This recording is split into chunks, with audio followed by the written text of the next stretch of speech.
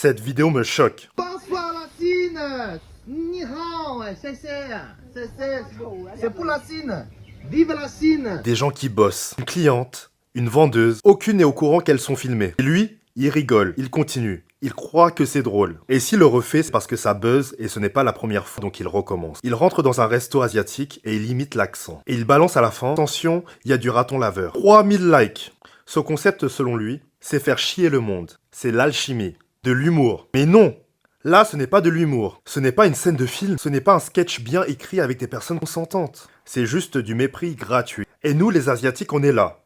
On regarde. On dit rien. Parce que nos parents nous ont appris à ignorer. Mais c'est fini. C'est à cause de ce silence qu'il continue. On est en 2025, on n'est plus obligé de courber les chines. On a une voix, on est capable de parler, d'exister et d'imposer le respect. Parce qu'à chaque fois qu'on laisse passer, nous aussi on banalise. Que se foutre la gueule des Asiatiques en imitant l'accent, c'est juste une vanne. C'est du racisme, déguisé en buzz et en humour. Et attention, je vous vois venir, je ne veux pas d'amalgame. Ce mec, il est d'origine maghrébine. Ok, mais il ne représente personne. Ni les siens, ni les miens. Il représente la bêtise, l'irrespect. Et ce n'est pas parce qu'on est d'origine, qu'on est issu d'une minorité. Être racisé n'excuse rien. Puis on a grandi entre deux cultures.